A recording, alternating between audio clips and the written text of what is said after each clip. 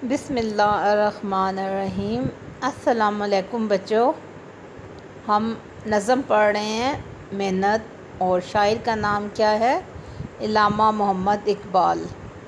تو امید ہے آپ اچھے سے دو اشعار یعنی 4 لائنیں لکھ رہے ہوں گے جیسے میں بتا رہی ہوں، اور پیپروں میں بھی آپ کو ایسے ہی آنا ہے۔ آج بھی کچھ بچوں نے صحیح کیا، کچھ نے غلط بھی کر دیا۔ سب سے پہلے آپ نے نظم کا نام لکھنا تھا محنت، پھر شاعر کا نام لکھنا تھا علامہ اقبال، نیچے 2 اشعار کی تشریح کرنی تھی۔ کافی بچوں نے صحیح کی، لیکن پھر کچھ بچوں نے غلط بھی کر دی۔ تو جو کام آپ کو کہا جاتا ہے وہی کام کیا کریں۔ آئیے نظم ختم ہو جائے گی، دیکھتے ہیں کون سے اشعار رہتے ہیں۔ سہارا ہمارا تمہارا یہی ہے، اندھیرے گھروں کا اجالا یہی ہے، بڑے کام کی چیز ہے کام کرنا، جہاں کو اسی کام سے رام کرنا۔ شاعر یہاں پر محنت کی عظمت کو بیان کرتے ہوئے کہہ رہے ہیں کہ ہم سب کا سہارا۔ محنت کی تعریف کرتے ہوئے کیا کہہ رہے ہیں کہ دنیا میں کوئی رشتہ دار انسان کو سہارا نہیں دے سکتا۔ سہارا اس کے اپنے بازو کا زور یعنی اس کی محنت ہی ہوتی ہے۔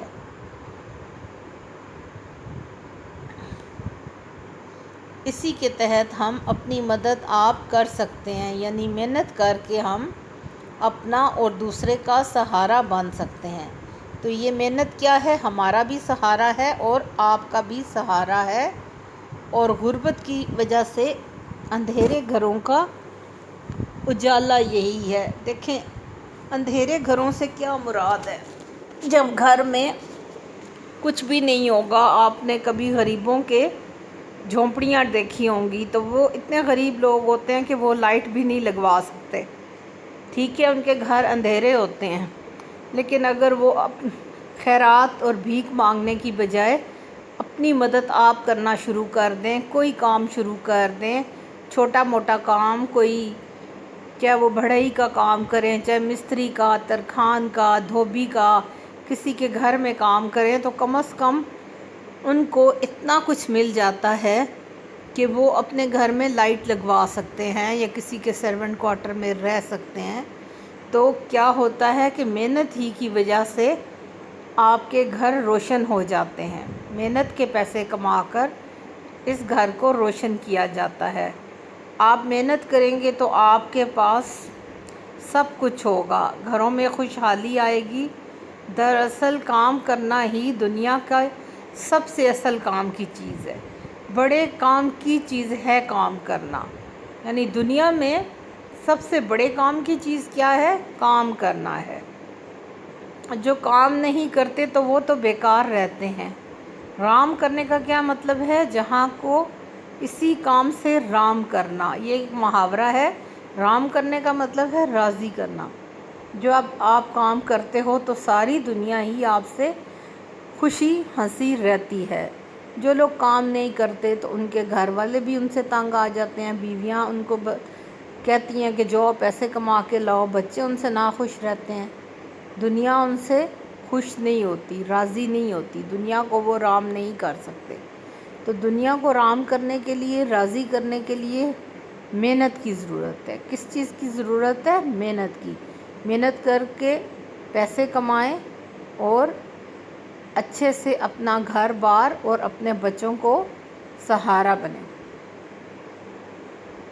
اگلے 2 اشعار دیکھیں۔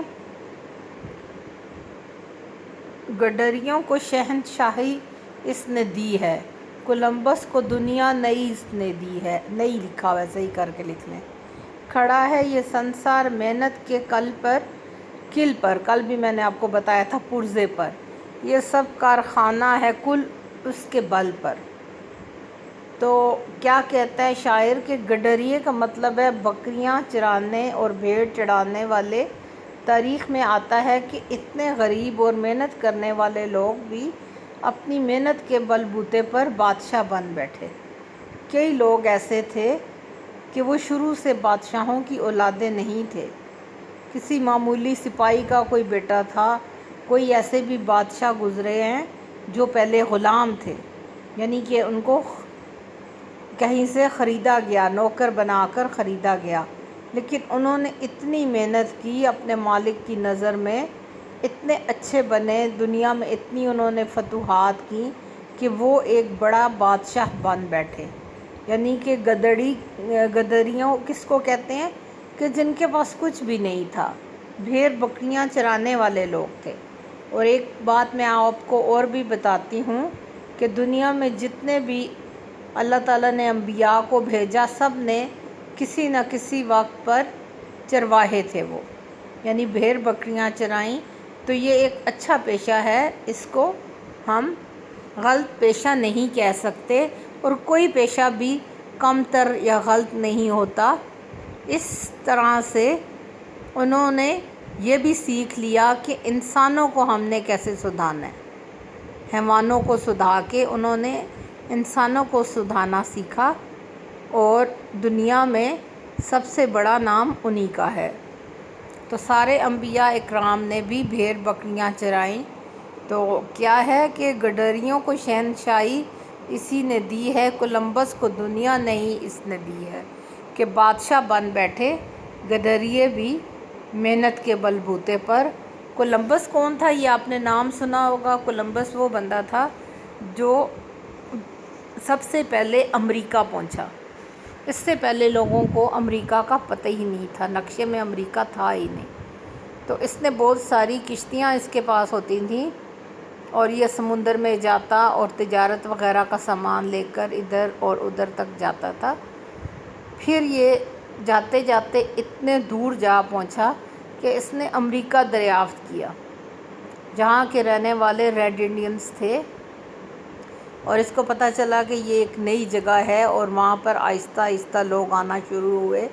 اور آپ کو پتہ ہے کہ بھی آج کل دنیا کی سب سے بڑی سپر پاور امریکہ ہی ہے۔ تو کولمبس کو دنیا نئی اس نے دی ہے۔ محنت نے کیا کیا؟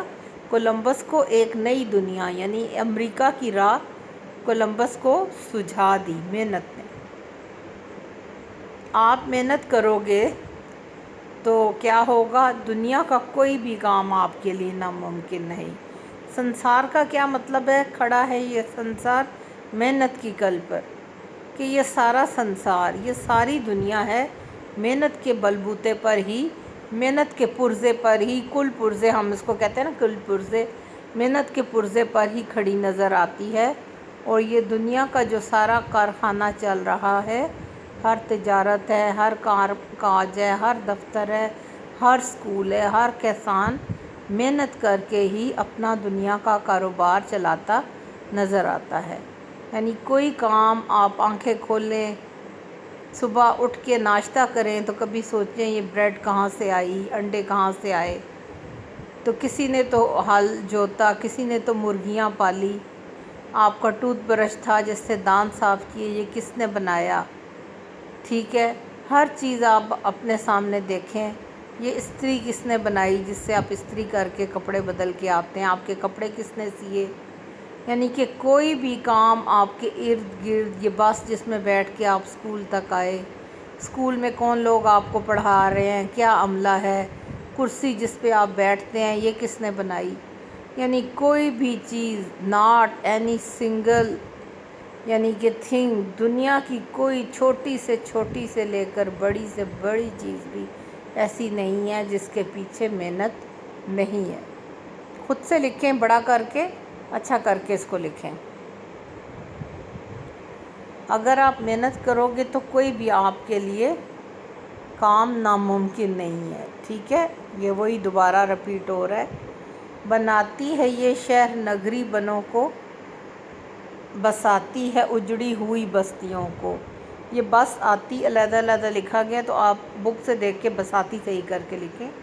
بساتی ہے اجڑی ہوئی بستیوں کو، جو ہاتھوں سے اپنے کمایا وہ اچھا، جو ہو اپنی محنت کا پیسہ وہ اچھا، جو ہو لکھیں ادھر، جو ہو اپنی محنت کا پیسہ وہ اچھا، میری جان غافل نہ محنت سے رہنا، اگر چاہتے ہو فراغت سے رہنا۔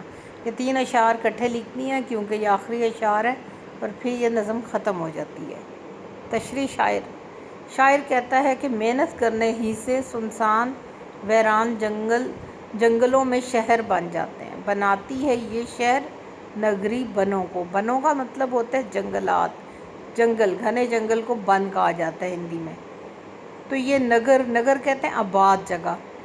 तो शहर का मतलब तो आपको पता है, नगर आबादी यानी शहर।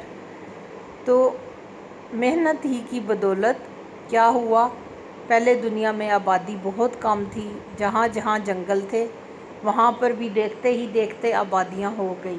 कैसे हुई? मेहनत की बदौलत हुई। लोगों ने मेहनत करके ज़मीनें ख़रीदी, फिर मेहनत करके उसके ऊपर उन्होंने पत्थर मिट्टी खोद के लाए, सारा कुछ रंगो रोगन इकट्ठा किया, लकड़ी इकट्ठी की, मिस्त्री, तरखान, कितने बंदे लगे, और घर पे घर, कारखाने, हर चीज़, मार्केटें, प्लाजे, सब कुछ बनता चला गया।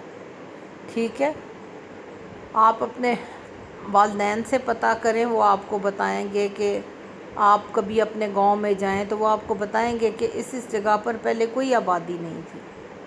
ठीक है, ये भी पूछें कि अब आप यहाँ रहते हैं कहूटा, यहाँ पर पहले कितनी कम कॉलोनीज़ थी, कितने कम लोग रहते थे, लेकिन आहिस्ता आहिस्ता लोग आते गए। इसमें भी लोगों की मेहनत शामिल है, आने वालों की मेहनत है कि इन्होंने इन दफ्तरों में काम किया, और बनाने वालों की मेहनत है कि जिन्होंने इन घरों को तामीर किया।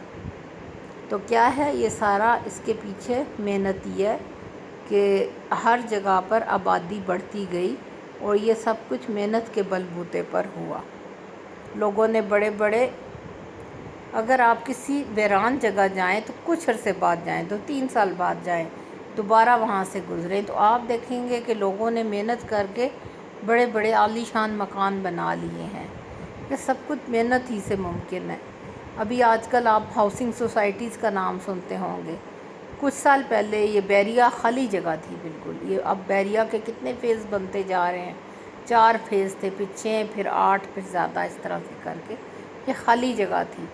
वहाँ पर लोगों ने ज़मीनें हमवार की, मकान बनाए, खूबसूरत बनाए, सड़कें बनाई, मकान, दुकानें बनाए, प्लाजे बनाए, और साथ से साथ ही आबादियाँ होती चली गईं।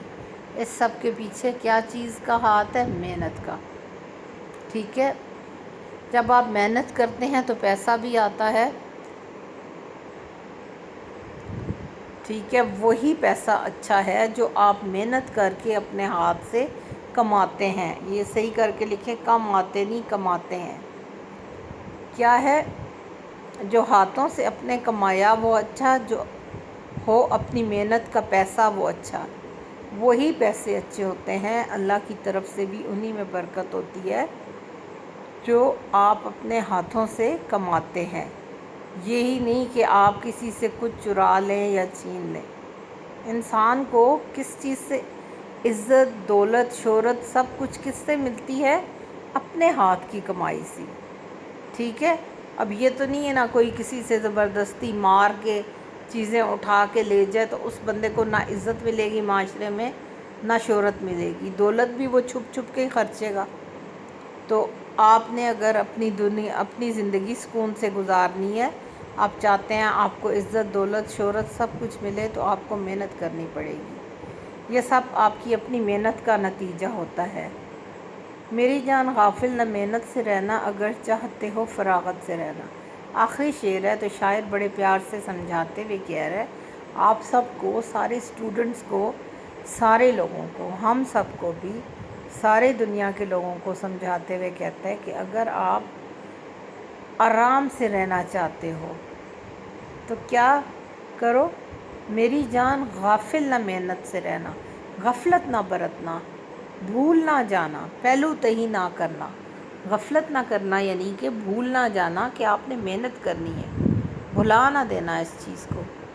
ठीक है, अगर आप अपनी ज़िंदगी आराम से गुजारना चाहते हो तो आपको ज़रूर मेहनत करना होगी। मेहनत के बग़ैर ना अच्छा घर होगा, ना उस घर में कोई और सहूलत की चीज़ें होंगी, जैसे एसी, फ्रिज, टीवी और बहुत ज़्यादा चीज़ें हैं। जितने भी फर्नीचर हैं, सब कुछ आपको किस चीज़ से मिला? मेहनत करके आपने ख़रीदा है ना सब कुछ। शुरू में जो लोग बहुत मेहनत करके पैसा कमा लेते हैं تو ان کا بڑھاپا بھی آسانی یعنی فراغت سے گزرتا ہے۔ فراغت کا مطلب کیا ہے؟ آسانی سے، کیونکہ بوڑھا ہو کے بندہ بہت زیادہ کام نہیں کر سکتا، اس لیے بہتر یہ ہے کہ جوانی میں وہ بہت اچھا کام کرے، اپنے پیسے کو سنبھال کے رکھے، محفوظ بنائے، اور اس کے پاس اس کے آرام کی چیزیں موجود ہوں، ٹھیک ہے، تاکہ اس کا بڑھاپا بھی آسانی سے گزر جائے۔ ہر انسان کو، ہر طالب علم کو محنت کی اہمیت کا احساس ہونا چاہیے۔ اب میں آپ کو بتاؤں گی کہ آپ نے کس طرح سے انہی سارے اشعار کو تھوڑا تھوڑا سا ان کی تشریح کو اکٹھا کر کے ایک اچھا سا مضمون بنانا ہے، جس کا نام ہوگا محنت کی عظمت، ٹھیک ہے۔ تو پھر یہ میں مشقی سوالات کراؤں گی، تو اس طرف آؤں گی، فی الحال آپ اس کو مکمل کریں، اور مزید آپ کو میں اشعار 2 دیتی ہوں محنت کے بارے میں، آپ نے ان کی اچھے سے تشریح کرنی ہے۔ جب میں کوئی سوال دوں جس کے اوپر لکھا ہو سیاق و سباق کے ساتھ اشعار کی تشریح کریں، تو سیاق و سباق کا کیا مطلب ہوتا ہے بیٹا؟ سیاق و سباق، سبق سے سباق ہے، تو آپ نے سبق کا نام لکھنا ہوتا ہے محنت، نظم، یعنی کہ نظم ہے، سبق نہیں ہے، نظم ہے تو پھر محنت ہے۔ شاعر کا نام کیا ہے؟ علامہ اقبال، اور نیچے آپ نے 2 اشعار لکھ کے تشریح لکھ دینی ہے، ٹھیک ہے۔ یہ طریقہ ہے، آپ کو پھر 10 نمبر ملیں گے، 1 نمبر آپ کو نظم کا ملے گا، 1 نمبر آپ کو شاعر کے نام صحیح لکھنے کا ملے گا، اور باقی 8 نمبر آپ کو ان 2 اشعار کے مل جائیں گے، ٹھیک ہے بچے۔ انشاءاللہ پھر آپ سے ملاقات ہوتی ہے، اور میں ہوم اسائنمنٹ بھیجتی ہوں، اور امید ہے سب بچے اس کو کریں گے۔ اللہ حافظ، صاف ستھرا سے اچھے سے محنت سے اپنا کام کریں۔ اللہ حافظ۔